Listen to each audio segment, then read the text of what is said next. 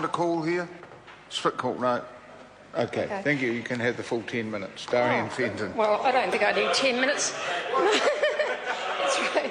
Thank you, Mr Speaker, for that opportunity. And I raced down to the House because I was really keen to take a call on the third reading of the National War Memorial Park Pukeahu Empowering Bill. I have seen this along with other members of the Transport Industrial and Industrial Relations Select Committee through the process, and very hasty it was too, but a very constructive process, I have to say. And it's one of those rare moments in the House, Mr Speaker, where you feel good about something that we actually are voting on, and it hasn't happened very often recently. So I'm really pleased that Labour is supporting this bill, and that we're going to have, as a result of it, a wonderful memorial park that will be built in time for the 100th anniversary of Gallipoli in 2015.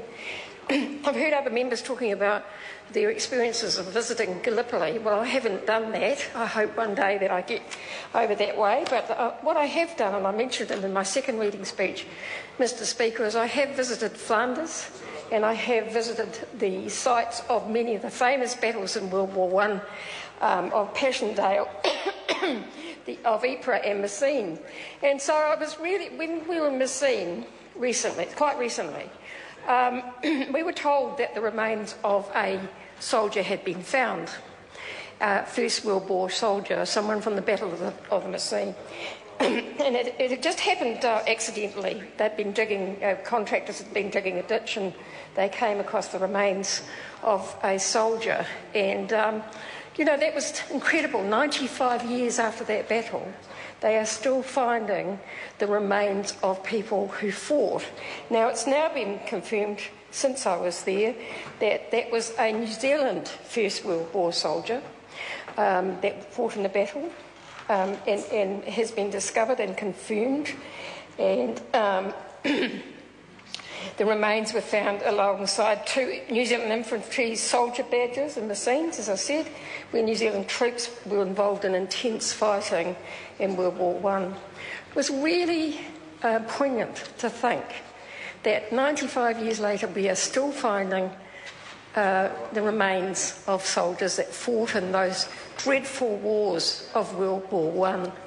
And I couldn't help thinking, now I see that it's been confirmed he was around 25 years old, I couldn't help thinking how unbelievable it must have been for the mother, being a mother of a son, how unbelievable it must have been for a mother to say goodbye to her young son and never to hear from him again. Never to hear from him again. And of course that family is no longer there, and they can't confirm the identity. The only good news about that is that he will be reburied. He will be buried alongside his comrades from the First World War in an appropriate war grave, Commonwealth war grave. And so I think that when we get to the celebration and commemoration in 2015, I'll be thinking about that 25-year-old.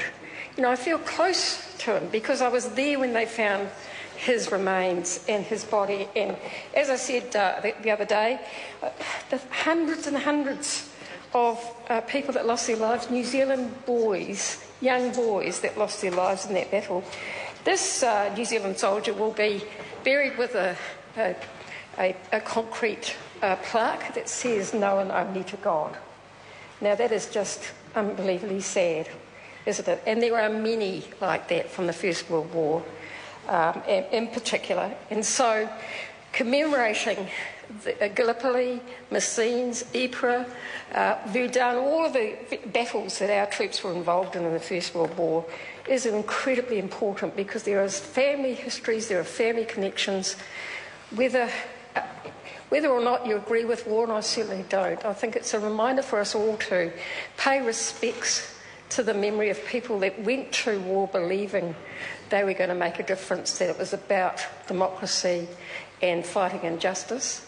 And I certainly will look forward to the Memorial Park celebration in April 2015, and this wonderful park that we have agreed among ourselves in this Parliament, apart from the concerns of the Greens, that it should take place, that it should be built, that it's a place where we can contemplate the lives of people like the 25-year-old Miss Seams, the lives lost, but also think about peace and talk about peace, because what I came away from a scene in those places feeling more strongly than ever that was an awful war, and never again, Mr. Speaker.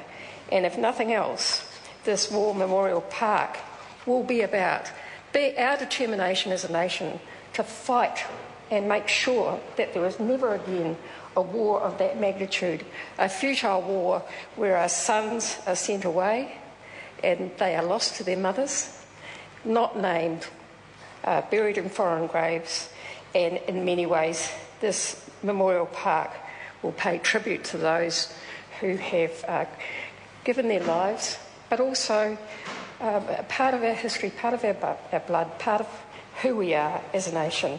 So I'm really pleased to be able to support this bill in the third reading.